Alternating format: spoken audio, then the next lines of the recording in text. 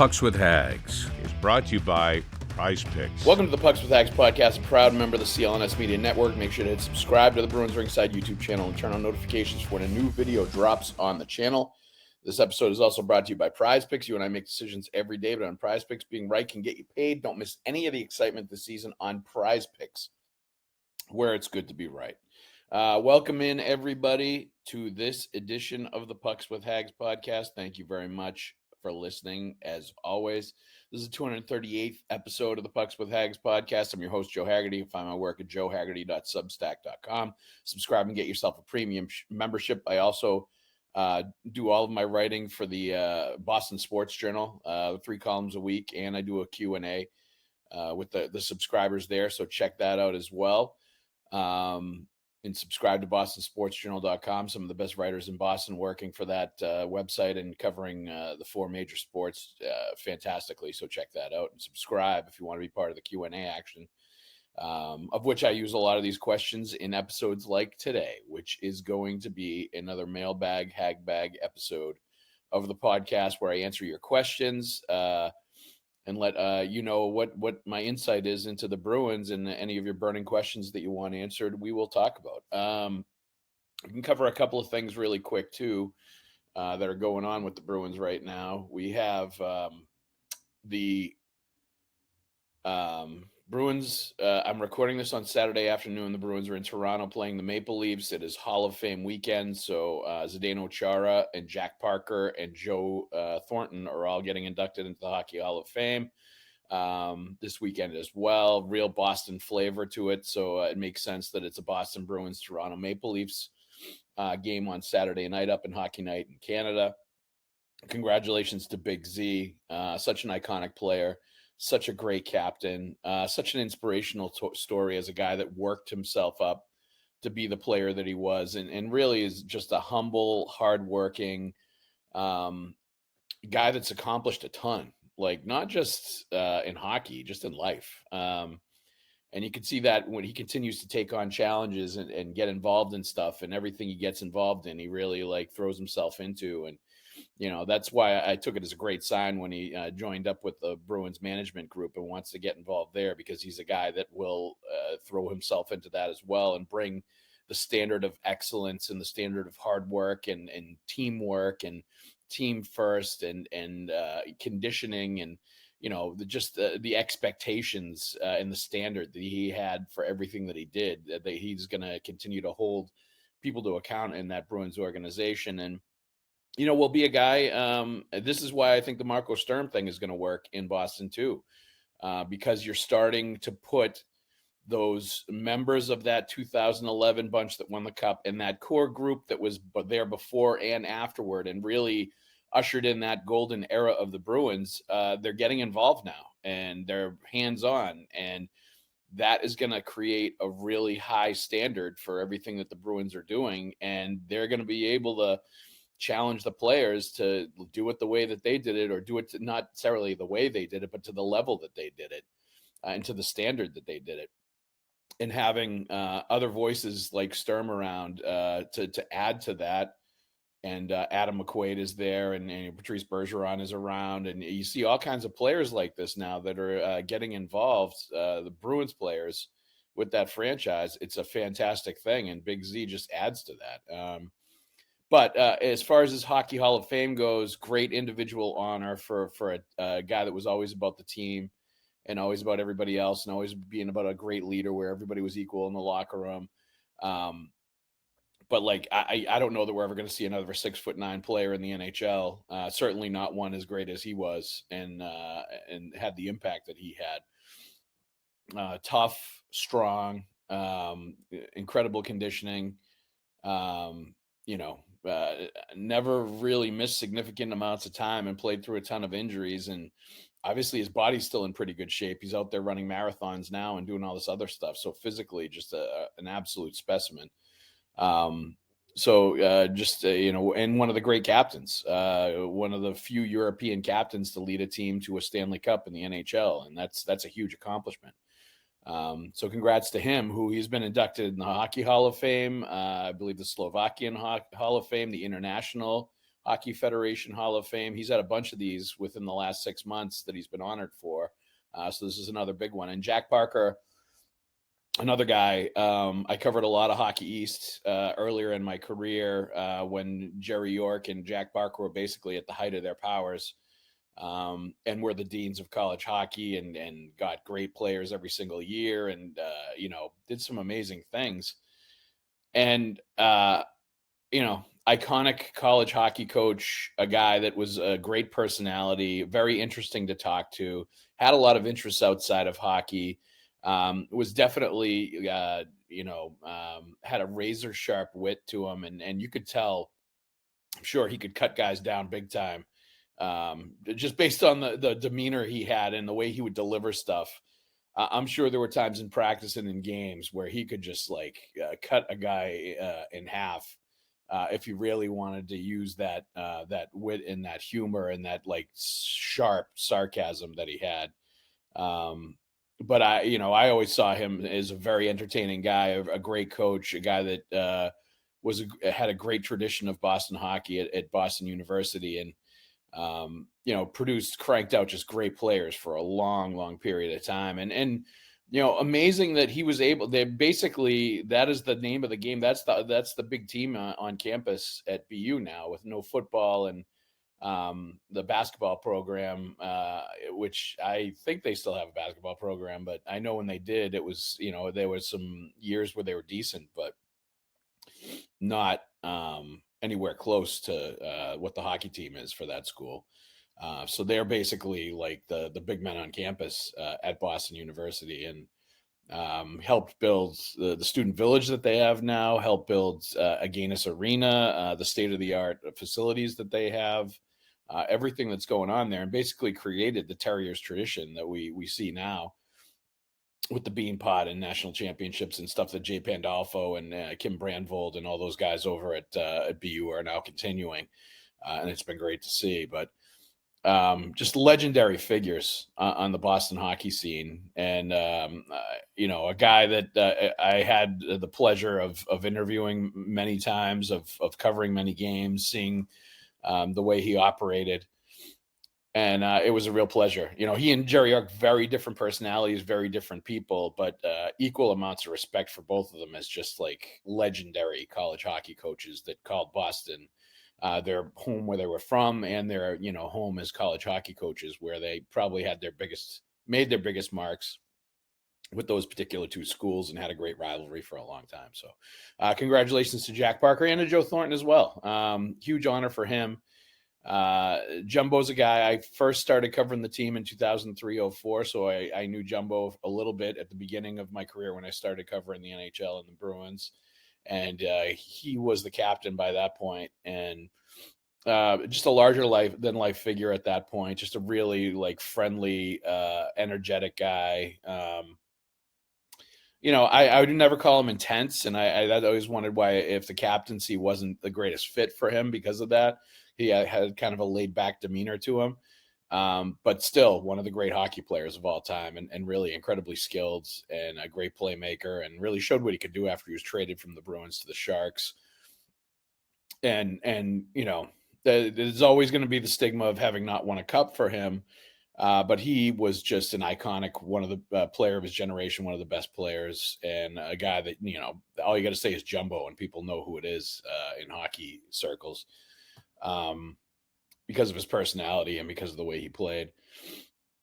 And, I think the Boston chapter in his career is an important one and a big one. So it's a real, strong Boston flavor to this Hockey Hall of Fame class that's going in this weekend. So congratulations to all three of them and to the entire class as well. But let's get into some questions as soon as we just talk about some brief news things with the Bruins. They put Elias Lindholm on injured reserve, and they brought up Alex Steeves from Providence. Steeves did not have the most offensive output of the players down in Providence, who have all played really well to start the year. I even saw that Matt Poitras got in a fight the other night.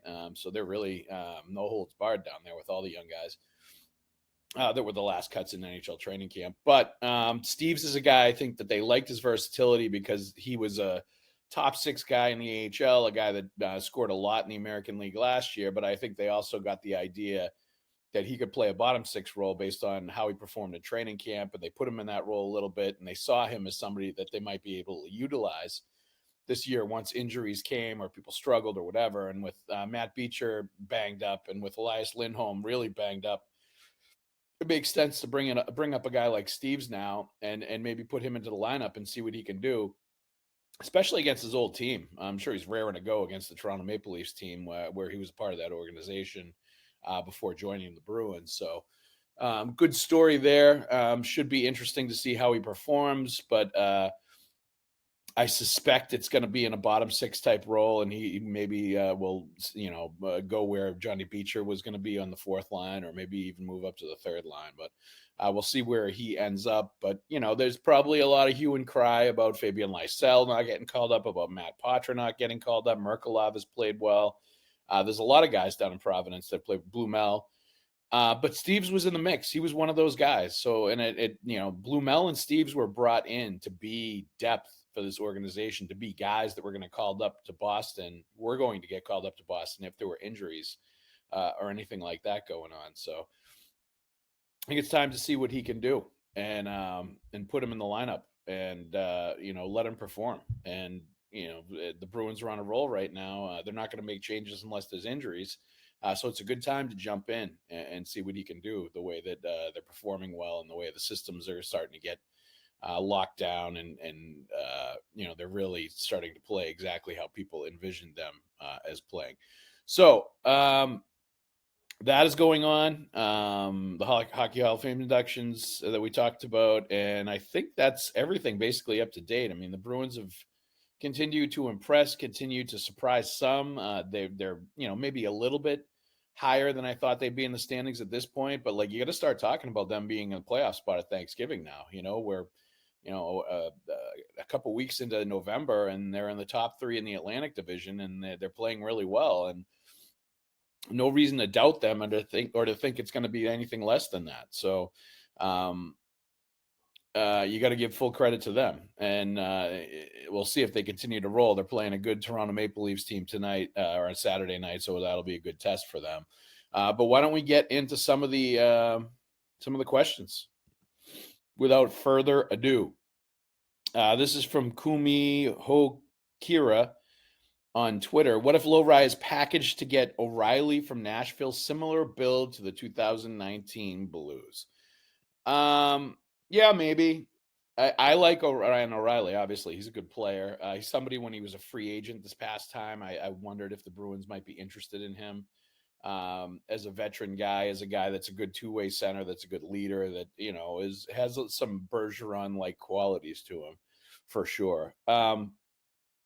And I don't think they're going to trade Lowry for an aging player. I don't think they're going to trade Lowry right now. I don't see them as dealing him right away, even though he's been scratched for the last 5 games now that they've won. The real turning point for this Bruins early in the season that we're going to look back on is that loss in Ottawa on the road, where they got just absolutely dismantled and embarrassed, humiliated, whatever word you want to use, but really made some changes after that to the lineup and made some significant alterations with Lowry going up to the press box, with Jonathan Aspro getting called up and going into the lineup. I think you saw you saw Charlie McAvoy and Nikita Zadorov paired together. You saw Hampus Lindholm coming back into the lineup as well. And the Bruins are, I believe it's 6-1 now, 7-1 this year when Hampus Lindholm is in the lineup. So that's a very telling statistic, and it really highlights his value and the stabilizing force that he is in all zones and in all situations, and everything that he brings to the table. So, and how he allows everybody to slot into their proper spots as far as the defenseman core goes as well. So good stuff for them. But that's a turning point now. They changed the back end and they changed around some players that were playing together up front. They around that same time, they moved Zaka to center. They moved Middlestat to wing. they've made some good in-season reads and adjustments on this team that I think have brought out the best in them. And I also think there's a big time factor of the Bruins getting used to the man-to-man hybrid D-zone coverage system that they use, which is different than what they've been doing in the past. Very different. And it's something they had to get used to and had to kind of sink in to become automatic and be something where they weren't reacting or thinking about what they were doing and they were just going. I think they're getting to that point now, and you're not seeing the big breakdowns. And that's important. They needed to improve the goals allowed, not allow the puck in the back of their net so much where they were making mistakes, not make it easy for their opponents by having just like simple breakdowns that were allowing guys wide open right in front of the net, like all that stuff. And I think you're seeing now that that is going away, and other teams are having to work harder for their offense, and that's the way it needs to be, and that's how they're going to have success. So, I think all of that coincides, obviously, with Mason Lowry being a scratch and being out of the lineup, and struggled to be strong on his stick, struggled at times with turnovers in his own end in the worst possible places, struggled losing battles. For my money, was not creating enough offensively, though he had one really good game where he had 3 assists and really showed up. And he had some flashes where he was doing some good things, but for my money, just not enough offense to offset the defensive issues that they were having. And it's fair or unfair, a whole different ball game with Aspero in the lineup and in a bottom 6 pairing with Jokiharju. And they've been airtight defensively. They have not allowed easy chances. They have not had horrible breakdowns around the net. They have not had risky plays that they're going for that are backfiring on them. Have not had issues with the defensemen not being strong enough in their sticks. Aspero is a physical player. He finishes checks. I noticed him in training camp. He's just a good, solid, all-around player. So putting him in and taking Lowry out has really just cemented their defense and really allowed them to lock in and keep it to like 3 goals or less every game. And the way that they're scoring goals and the way their offense is operating, about 15th in the league, over 3 goals a game, that's enough. If you can keep it under 3 goals allowed and you're averaging over 3 goals a game, you're going to win a lot of hockey games. And that's what the Bruins are doing now. And that's the formula.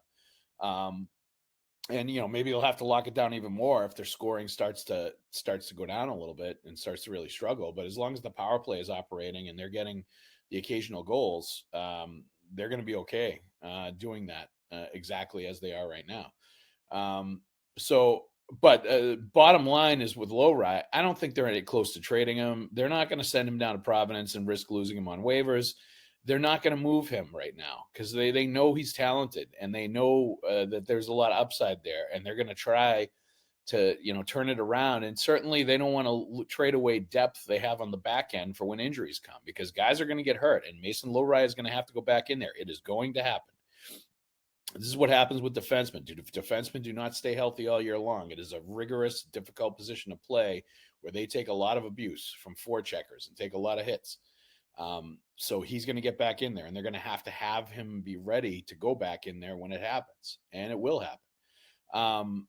So he's not going to get traded. You don't trade away defenseman depth if you're the Bruins, and you certainly don't trade away a young player like that. That's a talented player that you feel like can still turn his game around. Now, if he sits for a long period of time, if it becomes an issue where he starts complaining or has problems with that and wants to play and, speaks up about it or starts being a problem as far as that goes, then maybe you've got to at least consider it, see what's out there, think about it. I don't think we're at that point yet, but let's see what happens 10 games down the road. Let's see where we are. I have a feeling he's going to be back playing and in the lineup by that point because somebody's going to get injured. And that's just the way it goes in the NHL. And he's going to get his chance again. And maybe, just maybe, watching the way the team is playing, watching the way Aspero is playing, watching what translates into winning hockey games at the NHL level, maybe that will have an impact on the way he plays. And maybe that will help him in some ways simplify his game defensively, tighten up a little bit defensively, start getting a little more rugged defensively. We'll see how it goes. But it's a long season, and you don't trade away defenseman depth. That's something I learned a long time ago. All right, let's take a break in the action right now to talk about Prize Picks. Our friends at Prize Picks. We love Prize Picks. Why, you might ask? Prize Picks is the largest daily fantasy sports platform in North America and the easiest and most exciting way to play daily fantasy sports. Join over 10 million users and get started today. Instead of battling thousands of other players, it could be pros or sharks. You simply pick more or less than on 2 to 6 players to have projections, and you watch the winnings roll right in. It's fun and it's super simple. Prize Picks is the best place to win cash while watching sports, just flat out. Prize Picks also offers injury reboots. If one of your players leaves the game in the first half and doesn't return, Prize Picks will not count it as a loss. You can now win up to 2,000 times your money on Prize Picks. They also offer Venmo, MasterCard, and Apple Pay for quick and easy deposits into your account this sports season. Our picks for this week are Jordan Kyrou, more than 2.5 shots on goal. Justin Falk, more than 1.5 block shots. And Austin Matthews, more than 2.5 shots on goal. Download the Prize Picks app today and use the code CLNS to get $50 in the lineups after you play your first $5 lineup. That's code CLNS to get $50 in the lineups after you play your first $5 lineup. Prize Picks, where it's good to be right. I want to let you know also that you've been listening to this episode of the Pucks with Haggs podcast on CLNS. We ask that you subscribe to the podcast, like and leave a review. And for those watching the show on CLNS and enjoying all this hockey talk, go ahead and hit that like button and subscribe to the Bruins Ringside YouTube channel, where you can find our show and a lot of other Bruins content, great Bruins content with fellow Bruins talkers like Conor Ryan and Evan Marinofski. There's also the CLNS Media Network and Celtics All Access on CLNS, the NBA History Channel, Patriots Press Pass, and Bruins Ringside YouTube channels as well. Also, please make sure to turn on your notifications so you know the very instant new Pucks with Haggs video drops on the interwebs. All right, let's get back into this. Another question. Number 28, Elias Lindholm, can stay on IR permanently for all I care. Horrible signing, hasn't brought enough of anything. Look at Marat, who's Nadinov. He plays hard, you notice him. Lindholm has been softer and visible for $7.75 million a year. Keep him and Lowry out. Not a coincidence they look good without those two. All right, and that's from mhall3333 on Twitter, one of our favorite listeners and participants here. Look, I understand the frustration with Elias Lindholm at times. Like there have been times I've watched him play and said, I don't understand why he has the reputation he has for like being a Selke trophy level defensive player based on what I've seen sometimes. Like I see him make mistakes that I never would have seen Patrice Bergeron make. And I recognize that. And I do not think, do I think he's an $8 million a year player? No, I don't. After watching him, even this year when he's played better, and then down the stretch last year when he played better, I don't think he's an $8 million a year player. He's a complimentary player. He's a guy that needs good to great players around him in order for him to be effective. I understand he had 40 goals a few years ago when he was playing with Johnny Gaudreau and Matthew Tkachuk, but I understand now why that was his biggest season, because I think he needs to play with it. He is not a line driver. He is not a guy that is going to transport the puck a lot through the neutral zone and be a puck transporting kind of center. He's not a guy that I think is as good defensively as his reputation says. Now, he's awesome on faceoffs. I'll give him that. I think he's pretty good like in the bumper on the power play. I think he has figured out a way to be a player that can play with other people that are top six guys and be effective. But I don't think he's high impact. I don't think he's a playmaker. He's not, not even a top level finisher for my money. When he gets into those areas where he gets grade A chances, he'll finish enough of them to score 20 goals and to be a pretty good player. But he's not as good as maybe, some other people certainly that get top six roles and get into those areas. So, I think this is a contract where he's always going to be hard pressed to live up to the money that he's making. And I think he's always going to be looked at as somebody that you wish he was a little bit more than what he actually brings. Now, is he a good player? Yes. Is he a player that I think put it this way, I think he would be an awesome third line center on a really, really good team. I think that's his highest upside. Like I think that's where he would probably fit best, is that kind of a role. Where it's like checking first, offense second. Maybe he plays with some other guys that have a little bit of an offensive bent, but he's not going to be relied on to be this huge offense producer. And maybe he becomes the guy that has the most offensive upside of anybody that he's playing with, based on his track record and experience and his production levels. But like, I'm not going to say though that like I think Kuznetsov needs to be a permanent replacement for him. I like Kuznetsov a lot. And I think he's been pretty good playing with Pasternak, but I also think he's not a playmaker either. He's a guy that hunts pucks. He plays with energy. He will do the dirty work for Pasternak, and whether it's Geeky or whoever he's playing with, for those players, he'll use his speed. He can finish every once in a while. Like, he's decent on faceoffs. He's got a little bit of grit to him for a smaller player.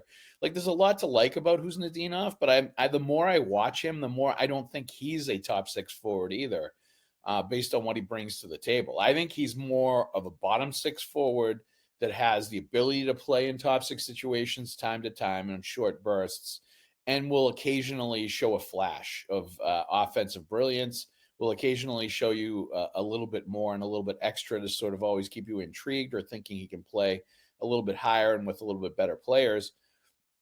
But consistency wise is going to have a hard time staying there. That's kind of where I'm settling in on Kuznetsov and what he is. But he's obviously a guy that can help you win hockey games. He's obviously a nice guy to have on the roster because he's very flexible and versatile, as far as being able to play wing or center, being able to play up and down the lineup. Like, there's a lot to like about him as a player.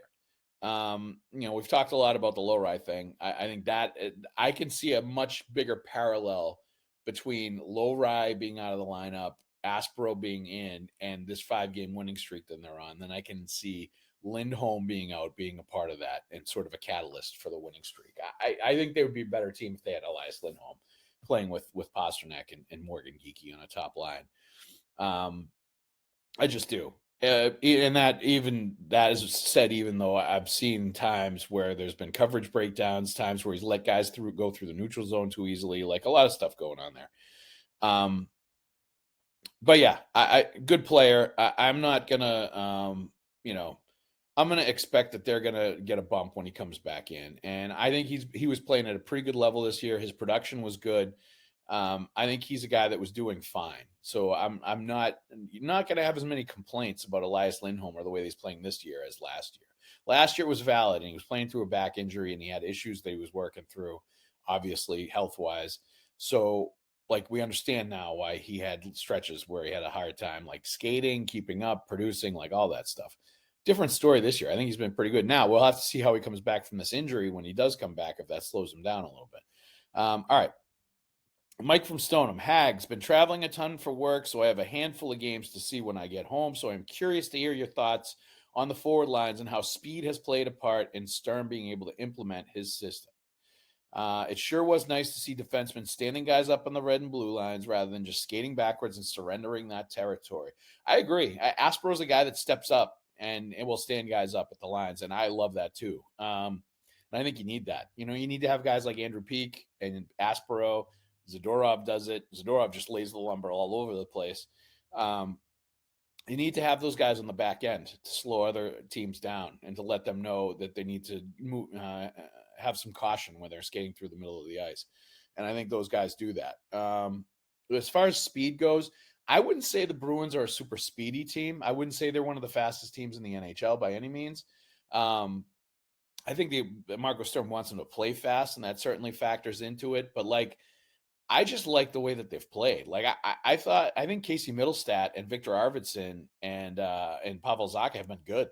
And they're not speed burners by any means. Arvidsson plays hard and he's really small, and Middlestat's not the fastest guy in the world, but he's got good skill, and he's a decent skater. And Zacha's obviously faster than those other two, but I wouldn't say he's like a playmaker with them or a real offense driver. But he plays hard, and he's on pace for like 20 goals and 70 points.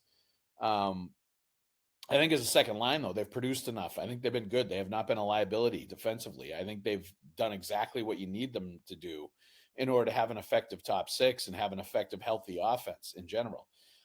Even if the Bruins aren't the biggest 5-on-5 scoring team, as long as they get the occasional goal from that line, the top line produces, and they get their power play goals, and they occasionally get some stuff kicked in from the third and fourth line, they're going to be okay, and it's sustainable what they're doing. And that's what we've seen so far. So I wouldn't say speed has played a huge role, just because I don't think there's a lot of fast guys in the lineup. But I think Marco Sturm wanting them to play fast, especially on the counterattack, when guys are falling into traps with the zone, not with the zone, with the trap that they're doing in the neutral zone, and then also the man-to-man hybrid in the defensive zone. I think that's happened. But I think a bigger thing, to be honest with you, for their offense has just been guys being willing to score blue-collar goals. How many goals have we seen in the season where guys have been crashing the net and scoring on rebounds, and guys have been around the net? And in the last game, a couple of them were like that. The game-winning goal in overtime with Pavel Zacha was like that after McAvoy drove to the net and created the opportunity. Morgan Geekie earlier in that game took a puck off had a puck off the post, and he ended up slamming home the rebound when he was going hard to the net. I think we've seen a lot of this from the Bruins, and this is something that Marco Sturm has wanted. Them Bruins to be more direct with the puck, more shots on net, more rebounds, more crashing the net. And just in the NHL, I think in general, you're going to have to score goals that way. And I think there's a willingness to do that and an understanding that they have to do that. So I think that's played a bigger role, honestly, than the speed, is just the work ethic, and Marco Sturm kind of challenging this team, and the coaching staff challenging this Bruins team to play with a little bit more of a blue collar mentality. And now we're seeing that with this Grinder Award that they're going to unveil. They're giving to players after the game. They gave it to Andrew Peeke after the last game when he took a huge hit at the benches that shook him up, and then he blocked a shot in his first shift when he came back, and he had a couple of assists and played really well. Very strong game on the back end for Peeke, but he also suffered some bumps and bruises and cuts along the way to earn that Grinder Award and to earn that victory. So good for him and good for the Bruins. I think they're just playing good hockey, and they're playing the right way, and that's you're going to have to if you are what they are. And I think Marco Sturm has made no bones about understanding they are not an elite offensive team, and they need to play a certain way to be successful. And now he's started to get everybody in that roster sort of buying into that philosophy as well, which is hugely important. All right, this is KJ Forbes 77. Hi, Joe. Simple question. What are you seeing from Jonathan Aspero? I think he's solidified the third pairing, and wonder if he's this year's Parker Weatherspoon in terms of a guy we've barely heard of getting into the lineup most nights. Yeah, I think it makes sense that you would draw the parallel to Weatherspoon.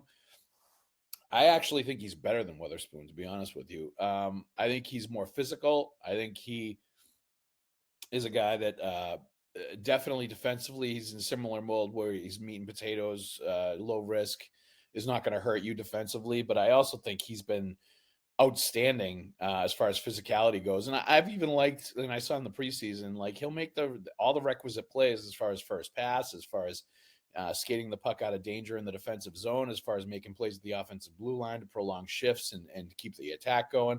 There's so much that I've liked from him. It's obviously a small sample size. It'll be interesting to see what happens as things go on and as the grind sort of gets to him, and if that changes how he's doing things and how he's playing. But as of right now, I really like him. And, I liked him so much in training camp, too, that I wonder if this is just who he is and this is how he's going to play. And if you can rely on this for the rest of the season, he's kind of earning himself an NHL job, because he made me take notice in training camp. I noticed him very often, several games. I said, who is this guy? And I had to start looking it up because I didn't know where he was from, and I didn't know how the Bruins had acquired him and, what his story was. But he made me notice because of the way he played. And for a guy that's kind of a meat and potatoes defenseman to be noticeable enough where I would take notice of him, I think that's a really good thing for him. That says a lot about him and how he plays. So I'm just seeing a guy with a wide base, strong, that is able to close off plays, knock guys off pucks, win battles, keeps it simple, is not going to make the job too hard for himself, is not going to try to do too much and make mistakes that are going to hurt his team. A physical, definitely finishes checks, stands guys up at the blue lines. Will do a lot of the dirty work that needs to be done. Block shots, throw hits, do whatever he needs to do. and can give you 14, 15, 16 minutes a night with Jokiharju and not hurt you. And I think that's hugely important. So that's what I'm seeing right now. Like I will see if he ends up being Parker Weatherspoon exactly or better than Parker Weatherspoon. But I think there's a chance he could be better than Parker Weatherspoon. I really do. All right. That is it for this week's Pucks with Haggs podcast. Thank you very much for listening. I hope you enjoyed it. And congrats once again to Big Z and to Jack Parker. The show is brought to you by Prize Picks. You and I make decisions every day, but on Prize Picks, being right can get you paid. Don't miss any of the excitement this season on Prize Picks, where it's good to be right. Thank you, as always, for listening to this Pucks with Haggs podcast, a proud member of the CLNS Media Network. Make sure to subscribe to the Bruins Ringside YouTube channel and turn on notifications for when a new video drops on the channel. All right, everybody, thank you very much for listening to the Pucks with Haggs mailbag edition of the Pucks with Haggs podcast this week.